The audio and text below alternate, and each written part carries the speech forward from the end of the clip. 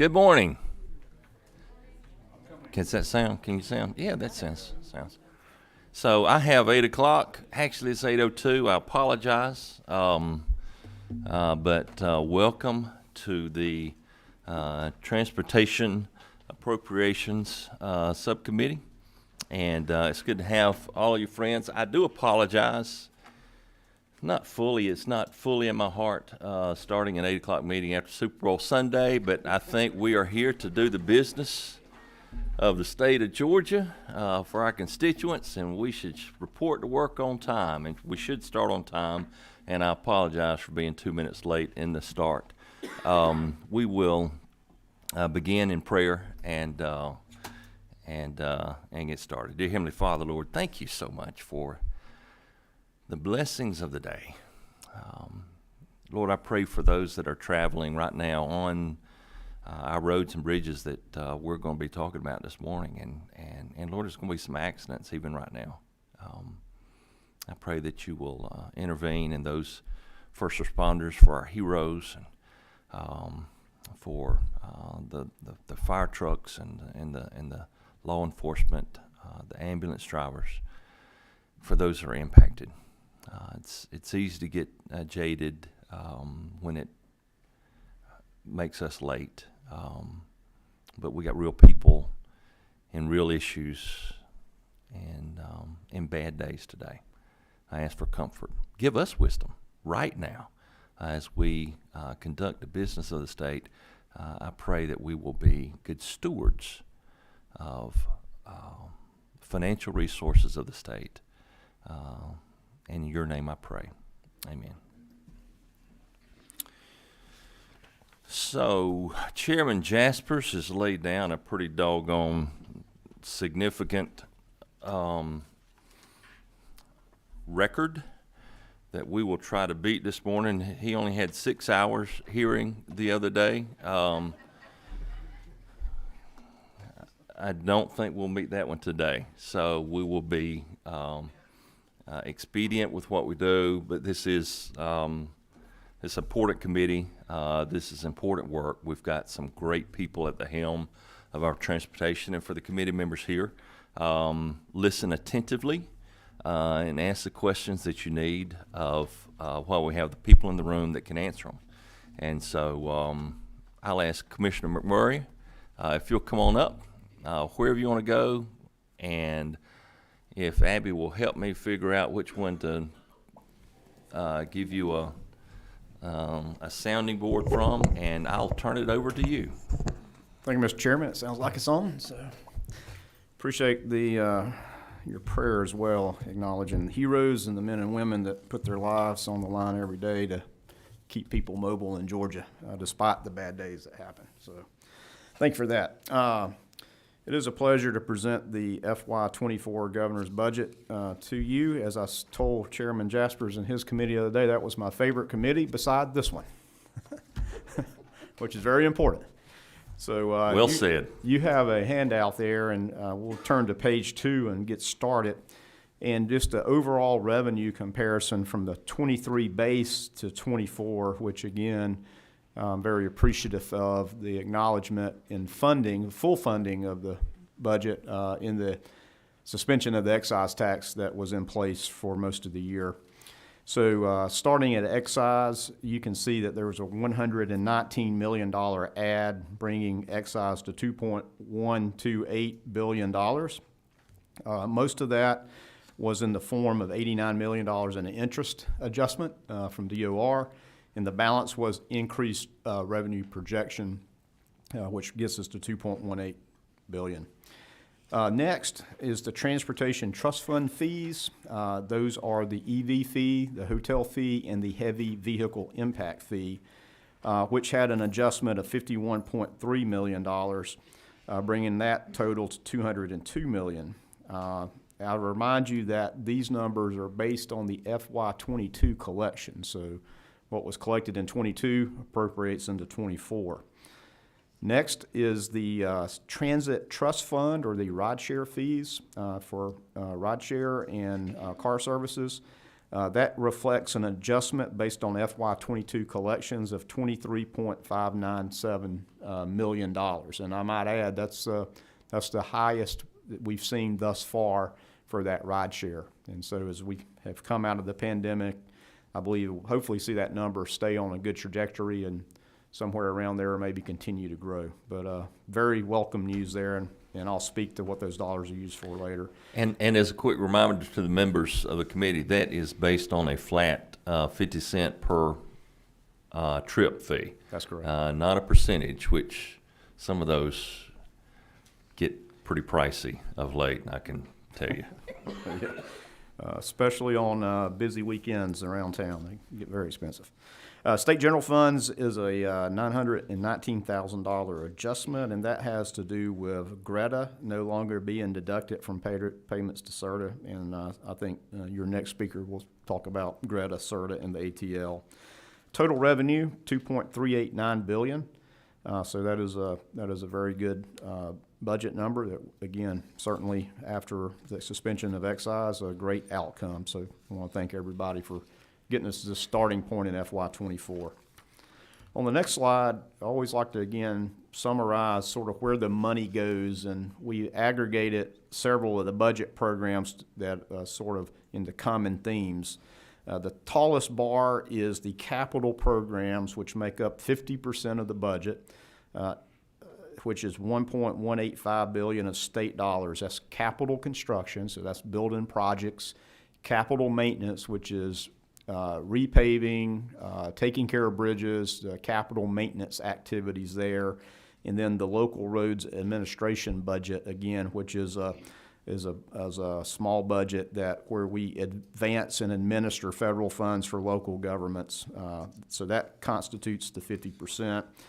The general operations bar next to that at $270.7 million is a combination of 5 budget programs. We just aggregated those together. This is the administration of the department, the data collections, which is a federal responsibility that has a state share to it, the planning division.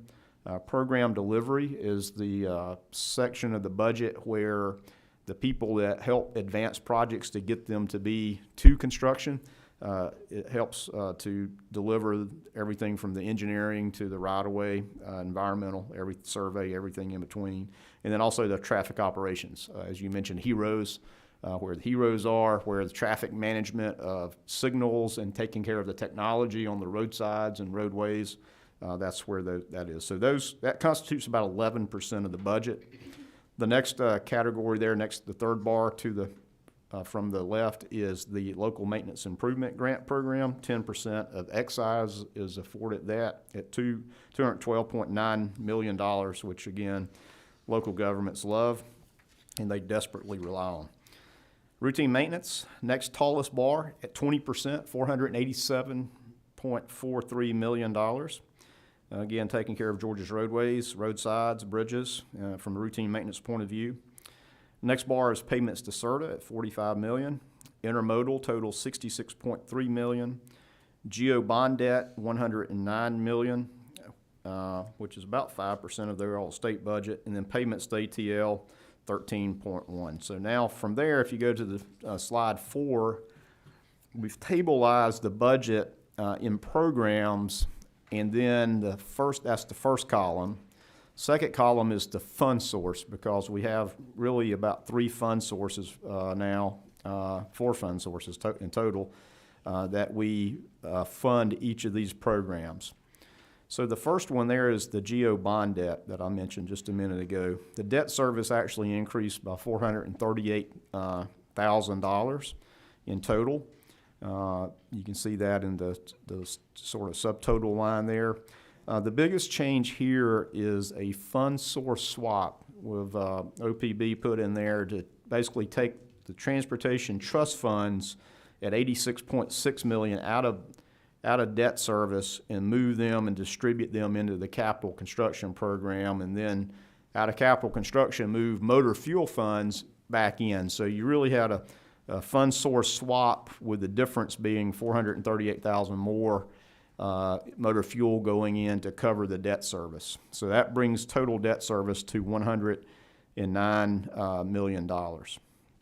The next program, again, the largest program, is the capital construction program. That's the second down from the left, on the left column. And again, as I just said, the biggest part of that was the swap of 86.6 in motor fuel and transportation trust fund fees, which ends up with a net increase of $114.6 million, bringing the capital construction total to $1.026 billion. I might add, we ended up with amended 23 the House moved forward being $963 million. So that is a stepped increase from amended 23 even. So that's a good outcome there. The next budget program, the third from the top, is capital maintenance. And so the capital maintenance sees an increase of $8.7 million, again, from transportation trust fund fees, bringing us to $154.37 million. That's still higher than what we had in amended 23. We leverage these dollars to federal dollars. And so we try to use as many federal dollars as we can in our capital maintenance programs, because they move a little faster from an environmental process and from the federal process. So we try to maximize our spend on capital maintenance projects with federal dollars. So these state dollars will match federal dollars, generally at 80-20 match. So that's what's being used from there. All right, the next program on this sheet is the program delivery. And again, that's everything from just once it leaves planning, beginning the conceptual design, environmental right-of-way survey, everything in between, the work it takes to get projects ready. So we see a $2.7 million increase, which is basically the changes for the governor's recommended $2,000 increase and some DOAS adjustments and adjustments there. So that's what that is. So let me turn to the next page, on page 5. And I'm going to summarize most of these: data collections, departmental admin, planning, traffic management. When you look at those, the changes all are reflective of the $2,000 COLA and adjustments for DOAS or merit system adjustments. So when you see some of those smaller changes, that's what it is. And I will add that there's in departmental admin is a $3.5 million add again, to try to right size that again as we continue to do a lot of virtual work and computers and servers and all the things that keep us safe from our technology. Is some add to help toward that as well. The next biggest change on this column you'll see is in the LMIG, third down from the left, again to reflect that 10% adjustment in excise, gets us to $212.8 million. And then in routine maintenance, you see a net increase of $25.6 million in that program. About $6.4 million or $6.3 million is the $2,000 cost of a living in that program. And then there's a small adjustment for DOAS insurance. But again, that's sort of an adjustment as we've talked about inflation and the cost of doing business in every program is more. That helps us cover these contract costs where we do invitations to bid from small contractors to do work on the roadsides. Everything costs more, as we've talked about. Still seeing 20-30% cost increases from where we budgeted for. So that's what that adjustment is. On the next page, we'll get into our intermodal program. Take a moment here. No change in airport aid over the 23 base at $26.3 million. Just share with this Appropriations Committee that our request from the locals would require a $56.3 million match. So the needs and the request are always more than the budget. But so that just gives you some perspective of the list of projects we've received from the local airports of what the state match would be for that. What's that? Not quite, I guess, half, about 50%. Commissioner, if I could interject just a little bit, one of the things that we talked about when we introduced this bill in the full committee, or introduced this airport aid concept, is the bang for buck that we get for that. And you mentioned previously the federal coverage leverage on the capital maintenance is basically an 80-20 match. Is that similar for what we have with airports? A little bit better, though, isn't it? A little better. 90% federal usually, and 5 and 5 is the way we usually break up the local share and the state share. So we're really just trying to bring 5% to the table, asking the local airports to bring another 5% to pull down the federal. That is a tremendous leverage. I just want the committee to know that. The other part, Mr. Chairman, too, as you bring that up, it makes me think about that FAA or grants. So it's a little different than the road projects where we get a formula amount. We know exactly. It takes more money. The more money you have, the more opportunity you can pull down more federal funds. And there are some limitations to that, but you've got to have state match, local match to go get that federal aviation grant money. So. And we always do well. If there's more dollars, then we work with local governments to try to pull down some more. Vice Chair. I'm trying to think back in the 2006 or 7 during those years. I want to say that Airport A was like $3 million. Yeah, it's been up and down, Mr. Vice Chair. It's been a roller coaster, and I commended the work of the Joint Study Committee on Aviation, I guess 2 years ago now, that really looked at that to see what an economic impact these airports have to the communities. And as we've talked about as well, the air cargo part of that, as we look at freight growth in the state, is going to be incumbent to continue to make some investments as air cargo continues to grow, which has, again, a huge economic impact. And yes, Mr. Vice Chair, it was hard with $3 million.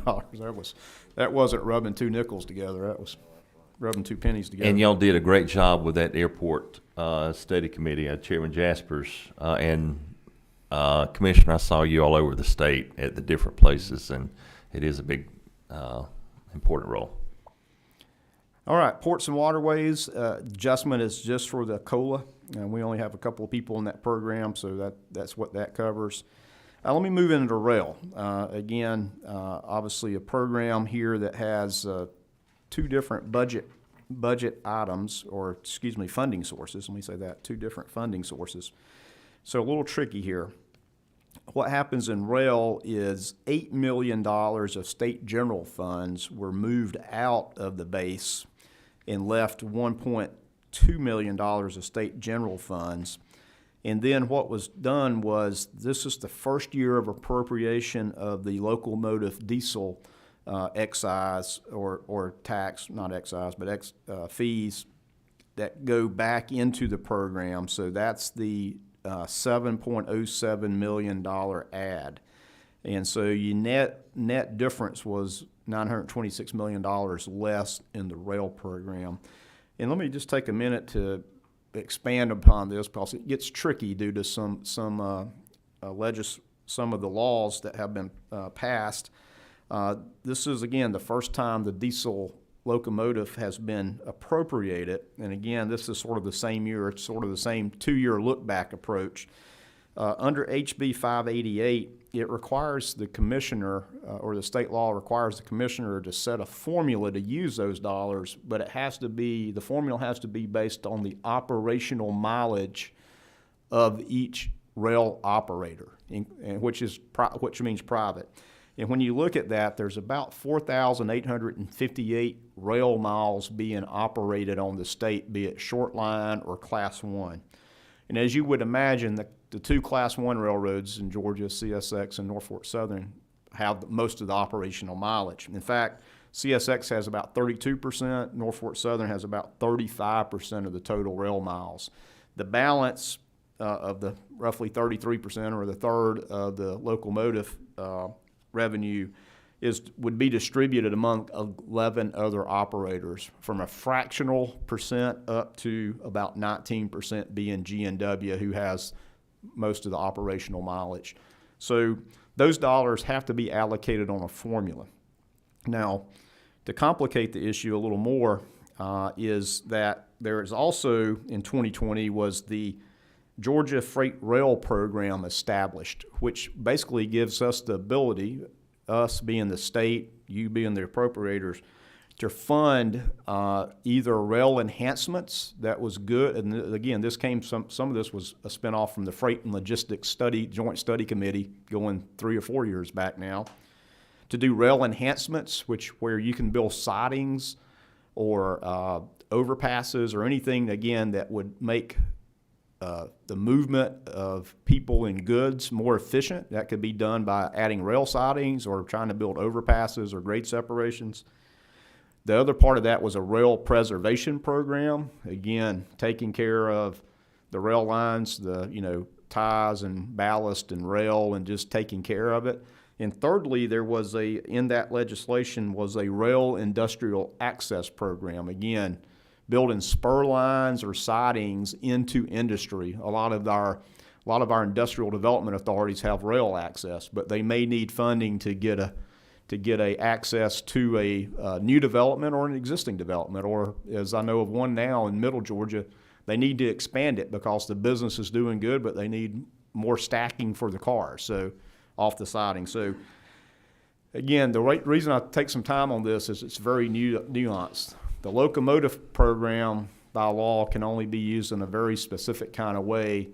The Georgia Freight Rail program, which would need to be general funded, would have to have general funds, can serve those three things, either enhancement, preservation, or rail siding access. So when you see the rail budget, you only can do the locomotive part of the law, which is that proration of how many operational miles. So, and as you look at this budget, then some of those dollars, 33% of them can go toward short lines, whether privately owned or state-owned as well.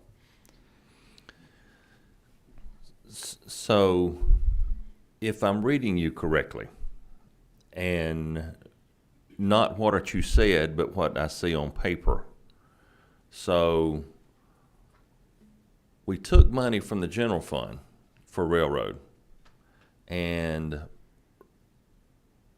redistributed the diesel locomotive excise tax, in essence, that will be sent back to those that paid it in basically the same percentage as what it came in. So, but yet we're still about $1 million short from what we had last year. That's a accurate observation. So basically state general funds came out and then replaced with locomotive. But again, the use of state general funds is broader to do more things. Locomotive is, again, just a proration of operating miles. The formula, again, the law says the commissioner sets the formula, but once you set it based on operating miles, which that's a shell in the law, it's just a distribution on operating miles. So the monies that we have that are least restrictive, we dropped by $8 million.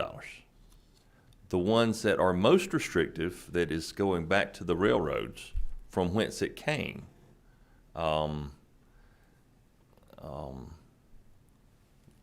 you had a bucket analogy last year. Yes. We cut a hole in the bucket and we filling it about at the same level because it comes out and it goes back to them for projects for their purpose. But then we don't have the flexibility. Is that correct? So I like my buckets. So we had one bucket that has been emptied, and then there's another bucket that has different, that you can't only use the other bucket has been filled. But our bucket now is less full. Is that correct? That is absolutely true. Okay. Yes, sir. Those are Home Depot buckets, by the way. Good Georgia company. Thank you, Mr. Chair. All right, so thanks for that deep dive on rail because it is complicated. Let's move into transit. Again, two fund sources there. Transportation trust funds, I remind you, up to 10% can be used toward transit, and those 10% are being distributed here into the transit program. The the funding there basically is what it takes to for us to run the Federal Transit Administration grant programs and provide the match to the transit providers for the capital programs that the FTA allows. It's like we do like 125 grants to either small urban or rural transit providers each year. So that's where those dollars go. And that's where that ad gets us back so that we can fully do that. And also, I want to say thanks to this committee again for helping us in 23 getting that reconciled, so we're back on solid ground. The next item there in the transit is the Transit Trust Fund, and that's that ride share fee we talked about just a little earlier. Now being at $23.59 million, that's the highest that's ever been. So I think, again, that's a good reflection of people out and about, and hopefully to continue to see that grow. The transit, by law, there is a Transit Trust Fund trustee who is the commissioner of DOT. What we anticipate out of these $23.6 million is part of it will go to very much like a LMIG formula back to our rural transit providers and small urban transit providers. But the bulk, the lion's share, and the majority of this money will be to the ATL for their transit priority list that they have. Again, this is a new transit program we've stood up since there is now robust dollars in this program. Again, to try to take care of all our transit providers around this state, and then obviously where a lot of this money is generated here is in the Metro Atlanta region, which will be dedicated to the ATL. Those exact numbers have not been determined, but again, we have an opportunity here to do a lot of good around the state and here in Metro Atlanta that we haven't had before because of the Transit Trust Fund. So that brings the total transit program there to about $30 million of the transit program there. So the next slide is slide 7. I'll be very brief here. We have payments to CERTA, which the lion's share of that money is paying our debt service, federal debt service, which is Garvey bonds and GRB bonds. So we did see a decrease in that, which is good, seeing the debt service actually fall off some, which is a little different than the GO bonds where we saw interest increases. In this case, we're seeing debt service fall off. And then the last is payment ATL, which again, it comes from those Transportation Trust Fund dollars. And your next speaker can talk about what they do with the funding to the ATL. Mr. Chairman, that concludes the summary of the Governor's FY24 budget in front of you. Thank you, Commissioner. And I will add, y'all do a great job on our roads and bridges, moving people and goods all across the state, and I do commend you. So I have number 25 has a question. I forget who that is. Thank you, Chairman. Joe Campbell. Yeah, my question on the Transit Trust Fund that you were speaking of, I think I may be a little confused. Did I hear you say that the majority of that is going to go back to rural areas, or am I? So basically, we established a sort of a LMIG program for the small transit providers around the state and the small urban. When I say small urban, Augusta, Savannah, Macon, Columbus, Albany, who all have actually bigger transit systems. So we're using a formula distribution as long as those transit providers are doing additional service and not supplanting their additional funding. So they have to keep their base funding. But that's probably in the $8 million range. The balance of this would go to the Atlanta Transit Link Authority for their priorities here in the Metro Atlanta region. So that's sort of how we believe we will distribute this money. Okay. But this is new. This would be all new for all those local transit agencies and the small urbans. This is all new dollars that they've never had access to. So this, I think, is a really good program. Again, we tried to base it on the LMIG program, which everybody loves. They get their money. They know what they can do with it on an annual basis, but it is subject to application. And we did base it on population served, and sort of, again, to make it an equitable formula. And also, the poorest of the poor counties get a bonus as well. If they apply, we're trying to help those that really need the help the worst, because, you know, access to jobs and health care in rural areas is often hard. So we've got I think we've got a good solid formula program there, but it is additional funding, and they have to do additional things, not just supplant existing local dollars with these dollars. We want to see an additive outcome with these use of dollars. Thank you. Chairman Mooks. Thank you, Mr. Chairman. And again, thanks for the great work that y'all do, Commissioner. I just, being new to this committee, wanted to drill down and just fully understand the locomotive diesel funds. Is that an excise tax or a fee that's paid by the railroad? That is I remember, I think that's a sales tax, Sales tax. on Okay. diesel. And it's fine, because this is the first time it's been appropriated, so your question's right on track. Okay. Thank you, sir. Pun intended. Thank you. Well played. Well played, my friend. It's Monday morning. I'm here all week.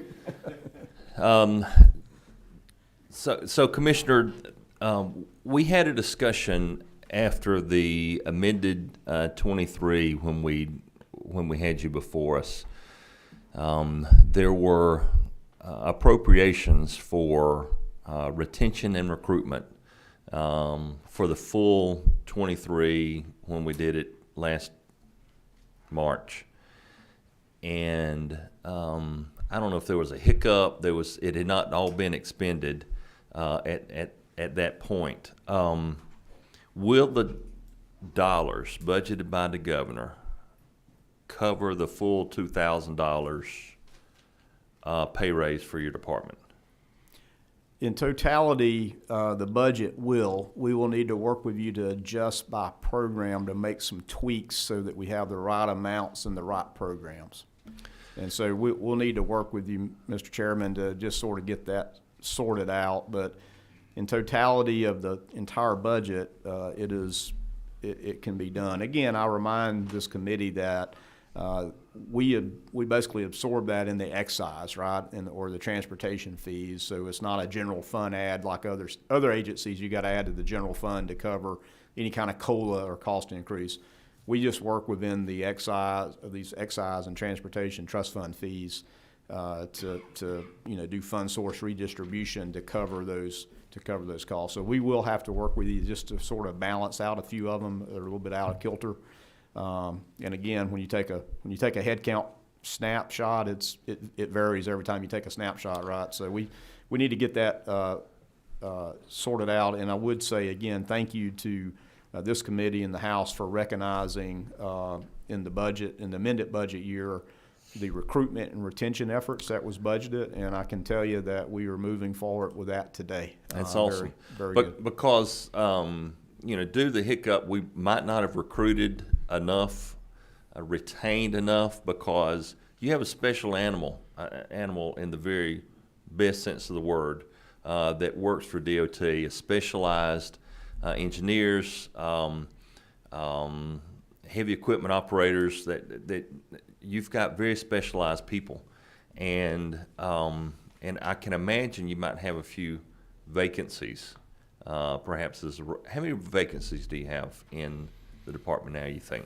Let's see, we're probably 1,300. Yeah, we're about 3,700, and so we're 300 or more down still.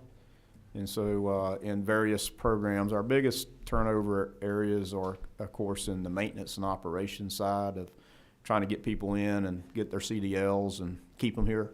Mm-hmm. And then also heroes, as you mentioned earlier today, have tremendous turnover. They were at about 80% turnover at one point. And again, you gotta be able to get people in the door, but you gotta retain them. And so we're doing a lot of things on retention, trying to. We had a strategy session just Friday to work on retention efforts of how can we get people, more engaged to keep them here. And if they decide they want to do something else, just don't leave the department. Let's find something else in the department for you to do, or transfer around. So it's a big issue. It's a big churn. I remind you that for the past 2 years, each year we had 600 people leave GDOT. And so that's a lot of institutional knowledge. Only 25% of that was for retirements.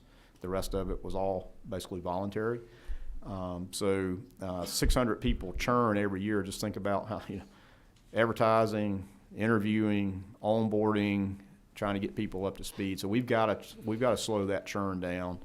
We did so far this year. We are net positive on headcount, but just barely net positive. The head count now is significantly down from several years ago when, you were in that 6, is that right, 6 range? Yeah, back in 2014, 2015, we were 4,500, 5,000, 6,000, go back a little few years. But now we're actually contracting some of this routine maintenance that we used to do in-house. Correct. In Metro Atlanta, Gwinnett County, Savannah, it's hard just to hire people to do that work. So we have to contract for crews. We assign them work and track their activity, but those are totally outsourced crews in those areas. In general, not trying to pin you down on how much of that routine maintenance, vegetation removal, right-of-way stuff, even striping and such, that do we contract now rather than in-house? So striping is almost 100% outsourced. We do have capabilities to do what we call short line. If you do a patch, you can get out there and do a couple 100 feet, but striping is 100%. All the vegetation management you're seeing, the majority of it along the interstates, that's all outsourced. We do small vegetation. Our crews do small, clear some signs, things like that. But these corridors you're seeing is all outsourced. We're outsourcing pavement maintenance as well. We do have districts that have small capabilities to do some asphalt patching and paving. Depends on the district. It varies. Mm-hmm. Districts, metro area here, we have to bring our other crews in from either Gainesville or other districts to go do some emergency kind of small patching when we have to do that. So it varies around the state, but most all of it. But the routine maintenance activities spend a lot of time. In our heroes and champs, the champ program has certainly helped to respond to crashes and accidents, because we have to respond to those and either set up detours or traffic control. The champ program has helped us in that, so that our foreman and the crew that's maybe they may be cleaning a ditch, but if there's a crash in a state route, then they've got to go deploy to administer traffic control, and they shut down that operation. So, but the largest portion of those kind of things you see is outsourced. My line of question there was not as a negative, because I think it's great. I think we become better stewards of state resources when we do some of these things. But this is the evolution that we've looked at through the department. Have 27 next. Thank you, Mr. Chairman. Good morning, Commissioner. I had a question about the the airport aid. The $26,359,000. You said that 90% of that's the state's match, the 5%. Is that correct? And then 90% would be in addition to those funds that we're bringing over. That's correct. The federal aviation, sort of the starting point for block grant money is about $46.5 million. Okay. That's what we sort of know we can depend on. But then if you have more dollars, you can go after more federal aviation dollars. Do you know what the maximum amount of money would be that the federal government is actually, making available to state governments? What is the cap there? Are we hitting that cap per se? That's a great question without an absolute answer. It's, again, federal aviation works through grant programs, so if you can appeal to them and say, we have this amount of money, can we pull down more? And then they're usually favorable in doing so. So it's sort of hard to say this is the max FAA would allow a state to pull down, because there a lot of them are discretionary grant programs and competitive grant programs. So you don't know. But you have to have money to put up to say we can pull it down, and we usually do pretty good pulling down additional dollars. So it's hard to say this is the maximum amount of federal aviation dollars you get. Well, thank you for that. I know that it sounded like a pretty good deal for state governments. Obviously, if you're getting a 90% multiplier, that's a pretty good deal. I just asked that question kind of in context of some of these rural airports where you've got these runways that are maybe less than 5,500 feet for these bigger planes moving to land and people to come in and out. And if there's, funds available still, obviously we've got a lot of needs around the state. Right. So we'd love to get more economic development in our rural communities. And so just a thought to put out there as y'all are considering pulling out more money. I'd love to hear more about that Okay. and getting more airport funds. So And one thing let me say too is not all FAA dollars can do everything. So some of the basic maintenance activities have to be state dollars and local dollars. So that's a different thing. So they do, FAA dollars do capital improvements, VASI or the different glides, approach lighting and technology and all that kind of thing. And some capital expansion, but maintenance has to be either local or state combined. So there's not all, you can't get FAA dollars for everything. Just make sure I was clear on that. I have two more questions. Chairman Jaspers. Thank you, Mr. Chairman, for letting me be here, be a part of your committee. Absolutely. Commissioner, on economic development projects, where, I guess they come out of capital projects and general operations. I assume that they come up where we have to build roads for, is that where that money comes from? It'd come out of capital construction. If you're doing a Okay. economic development type expansion project, Yeah. that would be out of capital construction. And I guess I'm just, I'm just wiggling around here to get to a point in that, so when we have to do that, we have to reprioritize, if it's 100 million, if it's 200 million, if it's 500 million, all the other projects we're doing throughout the state. And I guess, from what I've learned in freight logistics, we need to come up with a dedicated fund or funds to do that, don't we? Because it really takes a hunk out of what y'all have to do each year. Yes, sir. It takes quite a lot of dollars to do these big projects, and what's in front of us as well, as you know, ultimately we'll present the our freight plan that our planning director, Janine Miller, sitting behind me, her and her team has developed, will show a huge need that's going to continue to be met to keep driving Georgia forward. Yes, sir. Thank you. Mr. Vice Chair. On that outsourcing, that saves you a lot of money, saves the taxpayers a lot of money on buying equipment and such as vegetation control. But you've still got to have that balance because you got to have the right people in place that can manage those companies that are out there. They've got to know what they're looking for so that we get the most efficient job done at the least amount of money. So it helps, but it's that balance that you got to have of management, becoming a management company over actually performing the work. But done correctly, it can save the taxpayers some money as far as equipment, in my opinion. So. Yes, sir, Mr. Vice Chair, it takes a balance, you're right. We actually use consultants to manage most of that work, but we gotta have somebody that manages the consultant, right? It becomes a big management part, but also keeping the balance of being responsive in emergencies. And the tornado cleanup, as I mentioned, is basically still going on. It's in Griffin and Spalding County and Butts County and Newton County, so being able to be responsive. Mr. Vice Chair, I know of what you speak because you've lived it, of responding to hurricanes and having the basic equipment to go do those kind of things and the manpower. We actually do try to have contracts. If there's a FEMA declaration, obviously you can bring in contractors, but when it comes through in the middle of the night, or as it was just back in January about 4:30 or 5 o'clock, our folks hit the road immediately and got to be there. We won't talk about ice and snow. I didn't mention Yes, that. That's a 4-letter word that begins with S, and we don't talk about it. Thank you so much. You're very kind with your time and your answers, and that I do appreciate it. Thank you so much. Thank you all, and thanks for all the support you gave us on Amendment 23, and look forward to working with you here on 24. Okay, so next we have Janine Miller.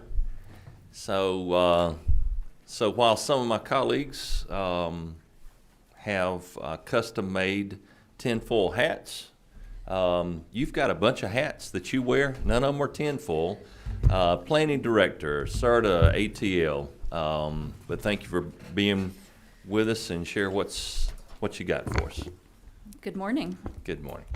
And here with me is our CFO, Monique Simmons. Let's see. I think, Abby, you're working on the PowerPoint? Maybe.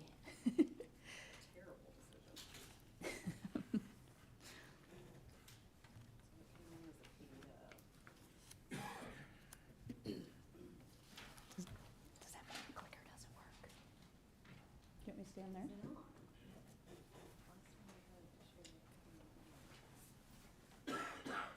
All right, thank you. Let me give it a try. Oh, there. There you go. Down usually works. Thank you. Good morning, the Appropriations Transportation Subcommittee. Thank you for having us here today. My name is Janine Miller. I'm the Executive Director of what we call Georgia's Mobility Authorities. That's the Georgia Regional Transportation Authority, the Atlanta Transit Link, and the State Road and Tollway Authority. And I'll speak about those in that sequence. I'd like to tell you a little bit about what each of the authorities do. So first, the Georgia Regional Transportation Authority, the main activity set, the main priority of GRETA is to review and approve the Atlanta Regional Commission's TIP, which is the Short Range Plan. It's a 4-year program of projects that the 21 counties in Metro Atlanta come together through the federal planning process to create. The most recent TIP, as we call it, is fiscal year 2021 through 2024 with 357 projects and almost $7 billion of total funds. A little over a fourth of that is state funding.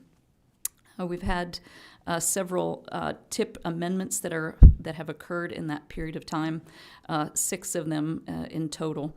But this region has a total population of 2.9 million folks. I'm sorry, we're going to be adding 2.9 million folks by the year 2050. So we'll have 8.6 million population in this 21 county area. So we take the work we do there in partnership with the Atlanta Regional Commission and Georgia DOT very, very seriously to ensure we have a efficient and sufficient transportation network for Metro Atlantans.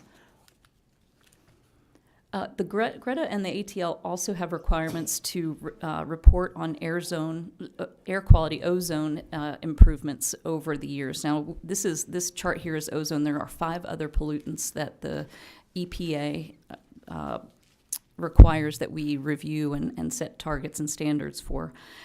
But other cities who are in a non-attainment, as it's called, situation include cities like Los Angeles, Dallas, Houston, New York City, District of Columbia, Washington, D.C., and Chicago. So it is not just an Atlanta challenge, it's throughout the country.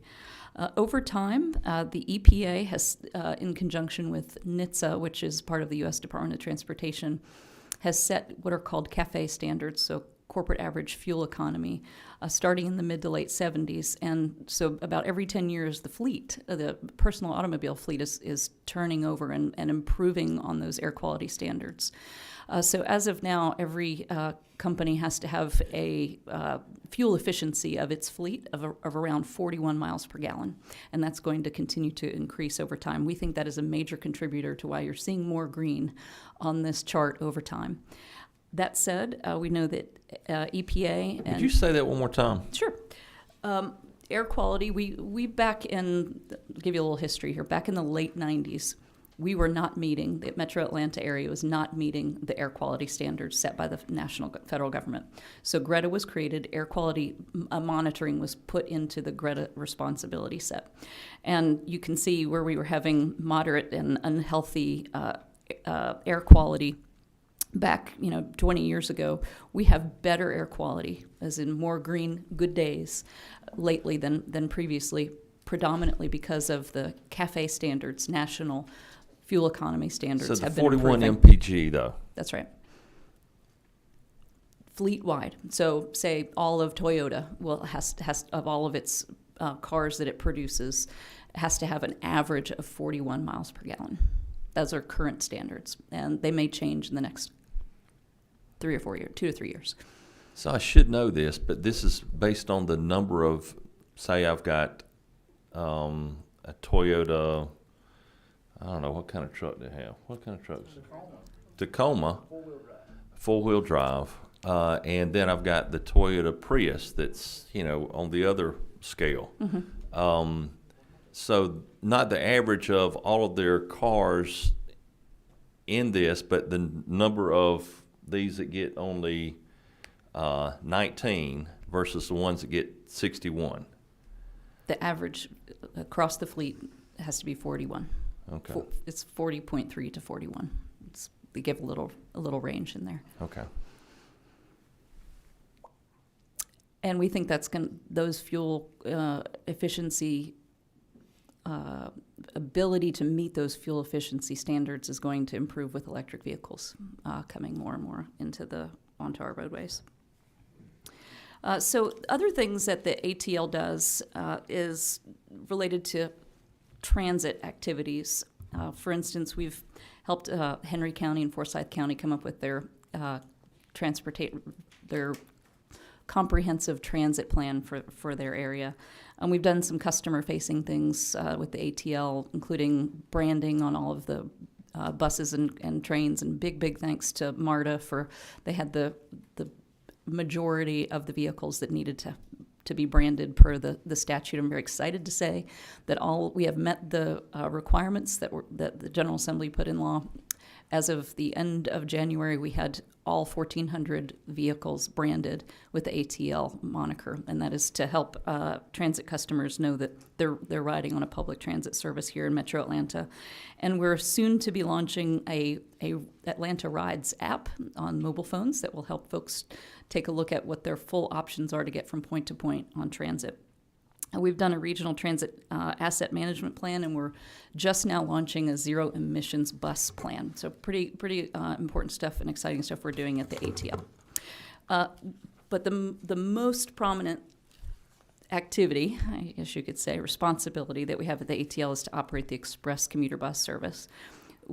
We have a presence in 12 Metro Atlanta counties, but in total, between Express and the van pool, we are helping citizens in 40 counties around Metro Atlanta, mostly in North Georgia, with 27 park and ride lots, 166 coaches, commuter coaches, and 370,000 passenger trips per year.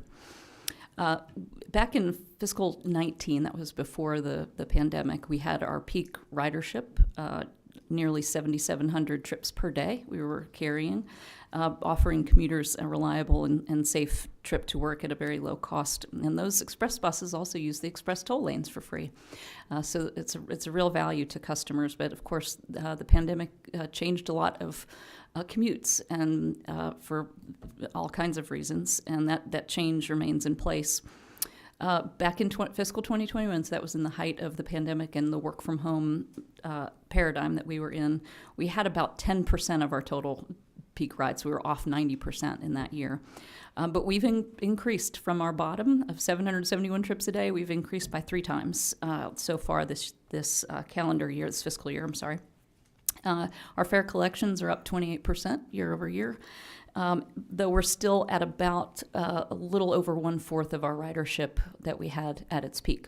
So we're undergoing an analysis to understand what are the new commute challenges that an express service can provide and offer to commuters throughout the 13-county region, and we're excited to get that started. One thing we're really excited about, actually, is the van pool ridership has come back strong, and we have 150 active van pools per year. Thankfully, that is fully funded by the federal government, but it is a great value to Georgia commuters. Now moving on to CERTA, very, very proud of our express toll lanes, and as indicated by our customers who want to continue to ride in them, and we have nearly 1.2 million Peach Passes out there. We've added a little more than 100,000 accounts so far this year.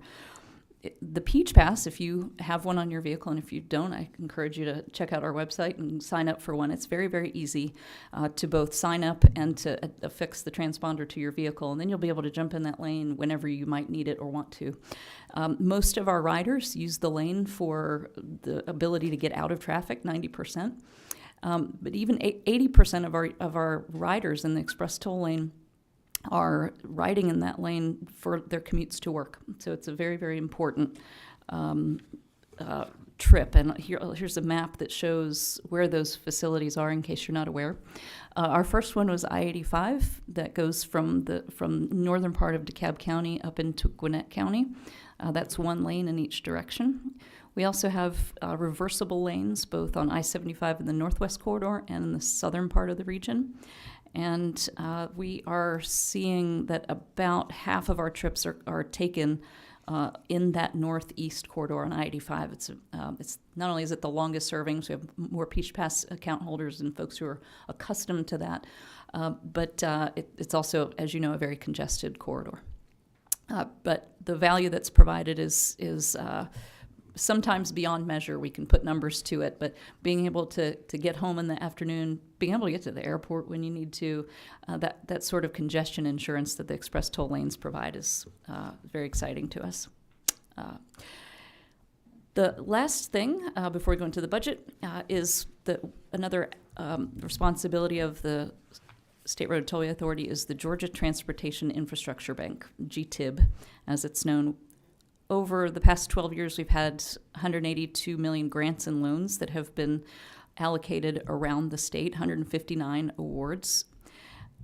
We have just just a little over a month ago, just a few weeks ago, we've closed our application window, and we're looking to make awards for this current fiscal year in the summer, early summer. These 159 awards that we've given out over the past 12 years, about 2/3 of them have gone to urban areas, and 35% of those projects are in rural areas. It is applicant driven, so we want to get the word out even more to our rural communities that these funds, these resources are available for their communities. A recent change that we made that is both State Road Tollway Authority and GDOT, we partnered to make the decision that LMIG could be used to pay back the GTIB loans. So we think that's a great resource, and we want to keep getting the word out there to our local communities about that resource that's available for them. That is a great ad. This is a great program. I love pay-as-you-go. So this, those that want some CIDs, and I was talking to the vice chair this morning that use the GTIB. This is a great leverage if you want to find a way to, as I mentioned to the commissioner earlier regarding airports, this is a great way to leverage state resources to add more to the bucket. We actually grow this bucket. It don't have a hole in it. And in terms of pay-as-you-go, so you mentioned back earlier that 90% of the folks that use the Peach Pass lanes do it to get out of traffic. Mm-hmm. What the heck would the other 10% be doing? Sometimes it's for safety. Sometimes, as in it's a smaller facility, smaller footprint. Trucks are not allowed in those lanes. And sometimes folks get in it even if there's not traffic, but they think there might be traffic coming. Well, for the committee members, and Director, you can tell me if I'm wrong, and in fact, please do.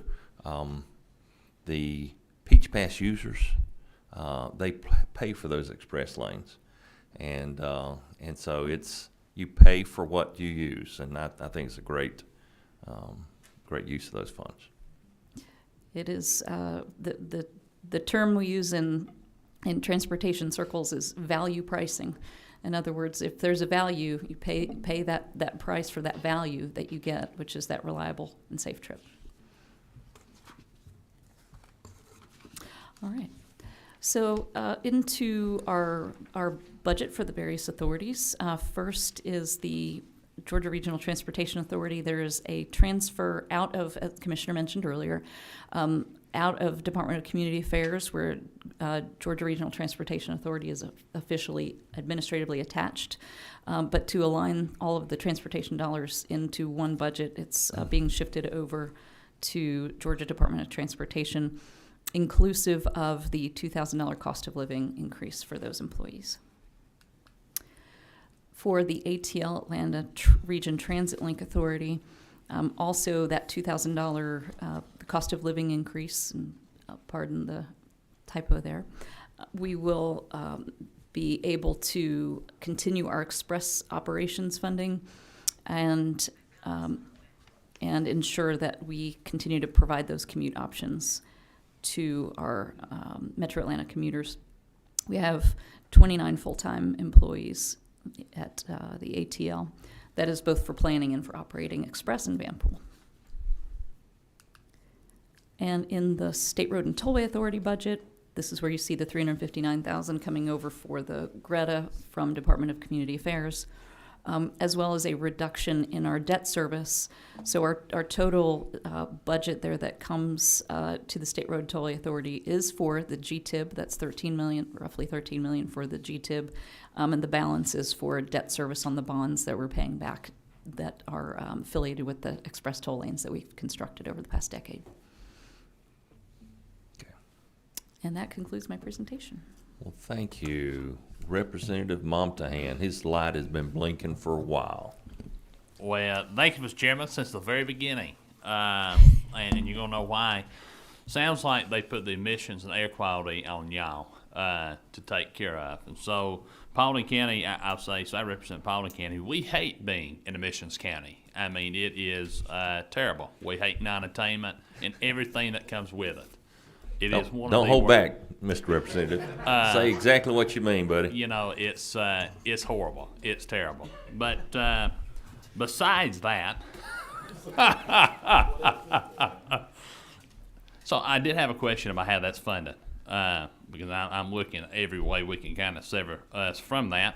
Is there any state block grants or like federal monies that are tied to y'all with air quality? You know, are y'all tied to these things? Is there roadway monies that are tied to air quality and all this other? There is a federal program called Congestion Mitigation and Air Quality. It goes directly to the Metropolitan Planning Organization. That's the federally designated purveyor of those federal funds. That's the Atlanta Regional Commission that does the transportation planning for the 21 counties, Paulding included. So Georgia DOT does not have a direct influence over that, nor does Greta. All we do is review and approve on behalf of the governor what the ARC puts together, so that those CMAQ, as they're called, Congestion Mitigation Air Quality, dollars are allocated to the Atlanta Regional Commission to put towards projects. How much money is that? Do you know? That's a good question. I will get back to you on that. Okay. And is there, the last question I have is there a requirement that state agencies have to operate these clean air programs to receive those funds? As in the CMAQ dollars, if we weren't doing any activities in air quality, would we receive those funds? That's a good question. I think we probably would. Well, it's a different question, I think, and that is there a requirement that we operate those programs? Not that we don't fund them, but that we actually have to physically operate the clean air standards. In order to receive federal funds overall, I believe so. I think that was what happened in the late 90s, where Greta was created because the federal government severed our federal funding, until we got an agency and activity stood up that would help in the air quality space. Okay. And then they allowed us to spend the federal dollars again. Well, thank you very much. Thank you. Vice Chair Smith. Thank you, Mr. Chairman. Ms. Miller, on page 9, is that a typo where they increased funds to provide a $5,000 cost of living? Yes, sir, my apologies. It's $2,000. Okay, just checking there. Thank you, ma'am. So I don't see any more questions on the board. One question I had was regarding Atlanta Rides, the app that you've developed. What are the options given? Is it just the Express? Do you incorporate the MARTA schedules within that, and other, I don't know what you call the last mile options to get where you want to go? I believe it's all of them. Let me just double check. Yes, it includes all what are called fixed route.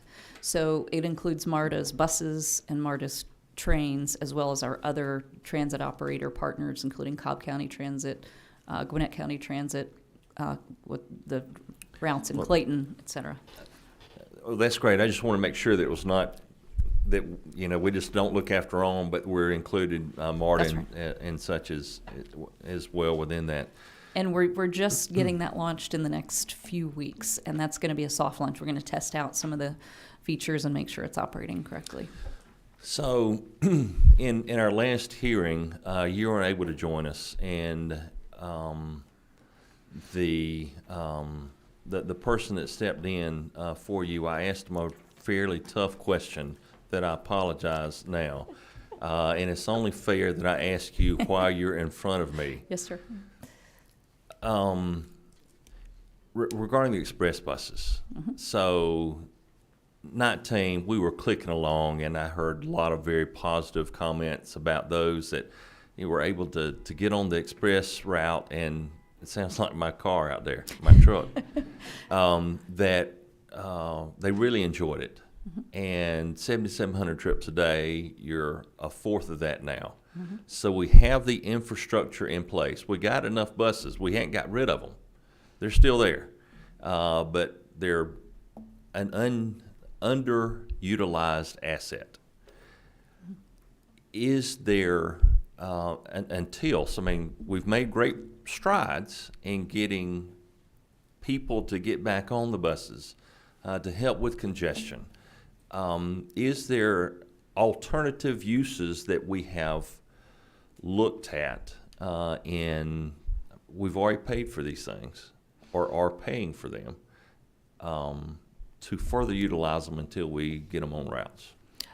A couple comments. First, we have already made some adjustments to our service to downsize, so to speak, to make sure that we're calibrating the service we put out there to the demand that's there. We're going to continue to do more evaluation about what other commute patterns we can help satisfy. That could include other routes that we hadn't yet thought of, in fact, likely does. The other uses beyond commutes, we would have to make sure we're complying with the federal government. There's significant federal share in these vehicles, which I believe has, according to federal requirements, a 12-year useful life, as they call it. So we do want to deploy those assets that the federal and state government have invested in the best way, and we're evaluating that right now, absolutely. And would love to talk more about some of your ideas that you've got. Okay. Well, thank you so much, committee members. I see no additional questions on the board. I apologize there again for being just a little bit tardy, a little bit over an hour that we did, but nothing close to Chairman Jasper's level of competence in holding a mammoth hearing. So thank you so much. If you have any questions, reach out to him. We are dismissed.